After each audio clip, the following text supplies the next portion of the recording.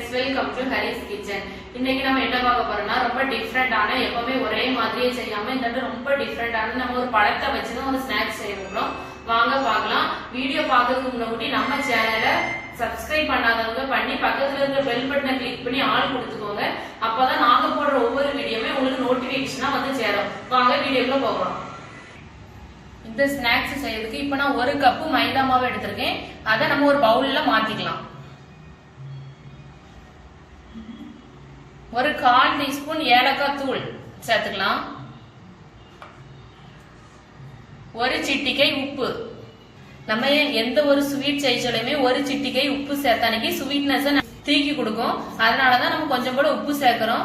இப்போ எல்லாமே நல்லா மைதா மாவு கூட ஏலக்காய் உப்பு எல்லாமே நல்லா ஈவனா சேர்ற மாதிரி நம்ம நல்லா மிக்ஸ் பண்ணிக்கலாம். இப்போ மைதா மாவு எடுத்த அதே கப்புல அதே அளவுக்கு நான் 1 கப்பு பலாப்பழத்தை நல்லா உரிச்சு நல்லா சின்ன சின்னதா கட் பண்ணி வச்சிருக்கேன். அதே அளவுக்கு சேர்த்தா போதும். அதை ஒரு மிக்சி ஜாருக்கு மாத்திக்கலாம். இது கூடவே நம்ம நாட்டு சர்க்கரை, நான் வந்து நாட்டு சர்க்கரை சேர்த்திருக்கேன். நீங்க வந்து வெல்லம் நல்ல சீனி சேர்க்கிற மாதிரி இருந்தாலும் சேர்த்துக்காங்க. நான் வந்து கொஞ்சமா தான் சேர்த்திருக்கேன். நாட்டு சர்க்கரை நல்லா இனிப்பா இருக்கும். நான் எடுத்திருக்கிற பலாப்பழமே நல்லா ஸ்வீட் உள்ளது, நல்லா இனிப்பா இருக்குது. அதனால இந்த நாட்டு சர்க்கரையும் நம்மளுக்கு போதும். இதை நல்லா ஃபைன் பேஸ்டா நல்லா அரைச்சி எடுத்துக்கலாம். பாருங்க, இந்த மாதிரி பேஸ்டா நம்ம அரைச்சி எடுத்தாச்சு. இப்ப நம்ம எடுத்திருக்கிற மைதா மாவு கூட ஆட் பண்ணி நல்லா மிக்ஸ் பண்ணிக்கலாம். கொஞ்சம் லூஸா இருந்துச்சுனாக்கி நீங்க மாவு கூட எக்ஸ்ட்ரா சேர்த்துக்கலாம். தண்ணிலாம் ஊத்தாண்டா நம்ம ஒரு சிட்டிகை போல நான் சோடாப்பு சேர்த்திருக்கேன். உங்களுக்கு சோடாப்பு வேண்டாம் அப்படின்னாக்கி ஒரு மணி நேரமா நல்லா தட்டு போட்டு மூடி வச்சுட்டு பொரிங்க.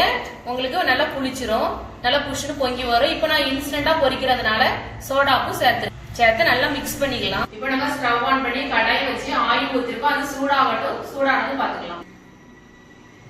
பாருங்க, இந்த மாதிரி நம்ம பிடிச்சு கையில எடுத்து போட்டுக்கலாம்.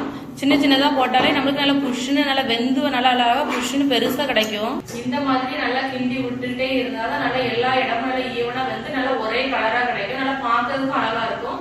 நல்லா சின்ன பிள்ளைங்க பார்த்து எடுத்து சாப்பிடுறதும் டக்குன்னு எடுத்து சாப்பிடுவாங்க சின்ன பிள்ளைங்க. அந்த அளவுக்கு நல்லா டேஸ்டா இருக்கும். பாருங்க, நம்ம எவ்வளவு சின்னதா நம்ம பிடிச்சு போட்டோம், இப்ப எவ்வளவு பெருசா கிடைச்சிருக்குன்னு நல்லா புஷ்னு. இந்த மாதிரி பலாப்பழம் பிடிக்காதவங்க இந்த மாதிரி செஞ்சு கூட பிள்ளைங்களுக்கு கொடுத்தா பிள்ளைங்க நல்லா சாப்பிடுவாங்க. டெய்லி ஒரே மாதிரி ஸ்நாக்ஸ், ஈவினிங் ஸ்நாக்ஸ் அந்த மாதிரி செஞ்சு கொடுத்தா பிள்ளைங்க சாப்பிட மாட்டாங்க. அதனால நம்ம இந்த மாதிரியே செஞ்சு கொடுக்கலாம். பாருங்க, எவ்வளவு அழகா புஷ்னு அழகா பொங்கி நல்லா வெந்து வந்திருக்குன்னு.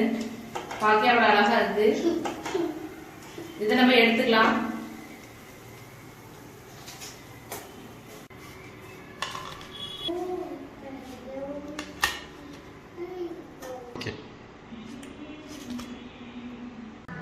பாருங்க, பலாப்பழத்தை வச்சு எவ்வளவு அழகான சூப்பரான ஈவினிங் ஸ்நாக்ஸ் செஞ்சாச்சு. பாக்குறதுக்கு அவ்வளவு அழகா இருக்கு. பாருங்க, உள்ளெல்லாம் எவ்வளவு அழகா வெந்திருக்குன்னு நல்லா டேஸ்டா இருக்கும். இந்த மாதிரி பலாப்பழம் சாப்பிடாதவங்களுக்கு இந்த மாதிரி ஒரு போண்டா செஞ்சு கொடுங்க. பிள்ளைங்க எல்லாமே நல்லா அழகா எடுத்து சாப்பிடுவாங்க. ஈவினிங் நேரத்துல ஸ்நாக்ஸ் சூப்பரா இருக்கும். பிள்ளைங்க எல்லாருமே சாப்பிடும், பெரியவங்களும் சாப்பிடுவாங்க. எங்களுக்கு ரொம்ப பிடிச்சிருக்கு. என் பிள்ளை நல்லா சாப்பிட போறான். வீடியோ பிடிச்சா லைக் பண்ணுங்க. மறக்காம ஹரிஸ் கிச்சன் சேனலை சப்ஸ்கிரைப் பண்ணுங்க. பாய்.